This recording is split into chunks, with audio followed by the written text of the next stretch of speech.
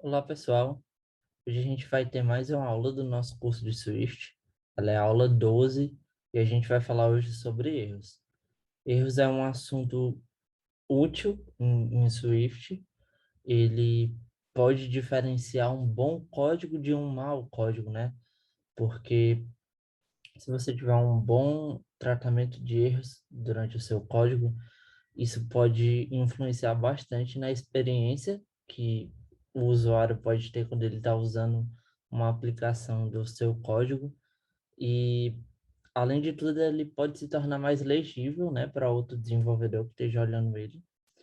E existem alguns tipos de funções que são úteis quando se tem tratamento de erros, quando exemplos como persistência de dados, quando você está pegando um dado de algum local, isso pode gerar um erro. Quando você está escrevendo o dado em algum local, um banco de dados, ele pode gerar um erro. Ou quando você tenta acessar algum caminho específico e por um acaso você não tem esse acesso, ele pode gerar um erro, enfim. Existem uma série de medidas que podem gerar um erro, então um bom tratamento de erro é fundamental. E hoje a gente vai falar sobre eles. A primeira coisa que é importante falar que é útil a gente usar enum com erros, né? Um enum que herda da classe error, né? Que é a classe padrão do Swift. Foi falado na aula de enum que ela era muito útil em erros, né? Quando a gente está mexendo com erros. Porque dessa forma a gente pode listar uma série de casos de erro, que é exatamente a grande funcionalidade da enum. Então, nesse caso aqui, eu coloquei, né, erro impressora, que ela herda de erro.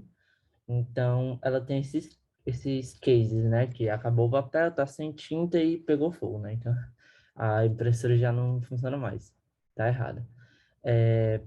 Então, como é que a gente usa mesmo o erro? Quando a gente acha que uma função, ou um método, uma parte, enfim, algo pode gerar um erro, uma função, a gente usa a palavra reservada throws antes do retorno que a gente quer passar. Por quê? Quando a gente coloca isso daqui, a gente está dizendo que essa função, ela pode gerar um erro. Então, quem recebe essa função, ela tem que tratar o erro de alguma forma, que é o que a gente vai ver mais embaixo. Mas, basicamente, quando a gente quer uma função que ela pode jogar um erro, né? Gerar um erro, a gente usa a palavra reservada throws e o erro a gente joga como throw. Então, vamos entender que essa função, a gente tem uma função enviar, que ela recebe um trabalho para uma impressora, o nome da impressora, e caso o nome da impressora seja nunca tem tinta, ela vai jogar um erro, o erro do tipo erro impressora, que a gente colocou aqui, do tipo sem tinta. Caso não, ela vai dizer que o trabalho foi enviado. Então, o throw, ele serve como um retorno dessa função. A partir daqui, ele não continua a função. Ele não lê esse return trabalho enviado. Ele para aqui e ele retorna, né, envia esse erro porque a gente marcou que a função é um throw. Como é que a gente lê essa função? Existem algumas formas, duas na verdade. A primeira delas, e a mais adequada, que a gente recomenda mais, é usando o do try catch, que é o quê? A gente primeiro marca um pedaço de código que pode gerar um erro. Então, dessa chave até essa, a gente está dizendo que tem um código que pode gerar um erro, por isso que ele está marcado como do, ou seja, tente, faça, né? Tente fazer algo. E essa linha, que é exatamente a linha da chamada da impressora, a gente marca como try, ou seja, tente. Ele vai tentar chamar essa função e obter um resultado.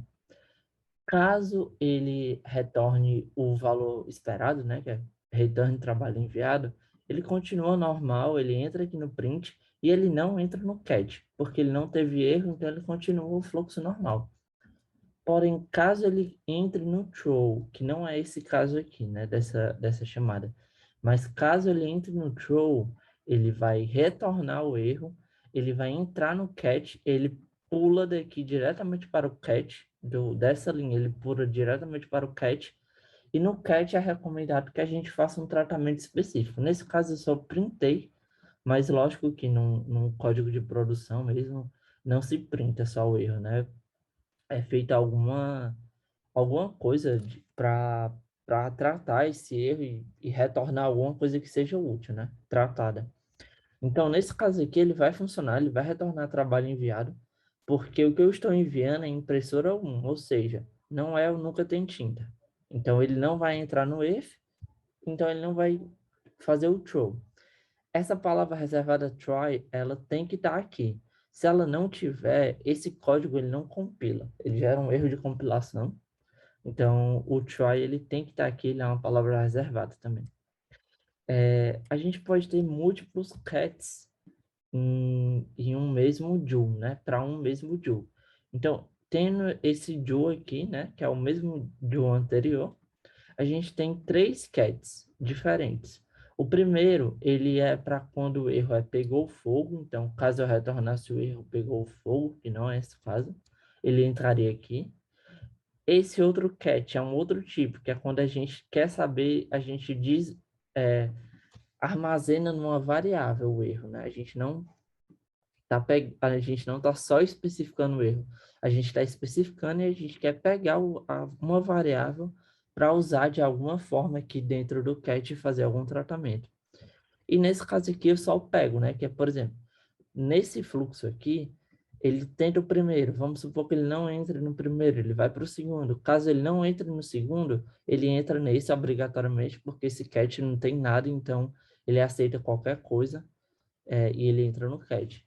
É, funciona parecido como se fosse uma sequência de Fs, não alinhados, né? Mas uma sequência de Fs. É uma maneira de se ver. Mas ele é útil quando a gente tem alguns tipos diferentes de erros que a gente quer tratar diferente, né? Então, é importante. Nesse caso, ele ainda vai passar trabalho enviado, porque o que eu mandei foi impressora 2, então, como a gente tinha visto aqui, ele só entra no throw, né? Ele só entra no if, se tiver nunca tem tinta. Eu tinha falado lá em cima que o do try catch era uma das possibilidades. Existe outra que é usar um try com optional. Ele diminui muitas linhas, né? Logicamente dá para ver que ele só é um try aqui. Só que a gente tem que ter cuidado com ele porque ele é optional. Então, por exemplo, nesse caso aqui, ele está printando sucesso, então ele vai printar normal, trabalho enviado. Só que nesse caso aqui, ó, deixa eu fazer aqui um exemplo para vocês. Nesse caso aqui, que é o de failure, ou seja, ele vai falhar, que eu estou passando, ó, nunca tem tinta. Então, ele vai entrar no if e vai retornar um true. Nesse caso aqui, com o try optional, se eu fizer só o print failure, ele vai printar nil. Por quê? Ele está passando, ele está tentando fazer um try, né? Tentando rodar esse código e ele não rodou. Como ele não está num do catch, ele vai retornar nil, porque eu fiz um try optional.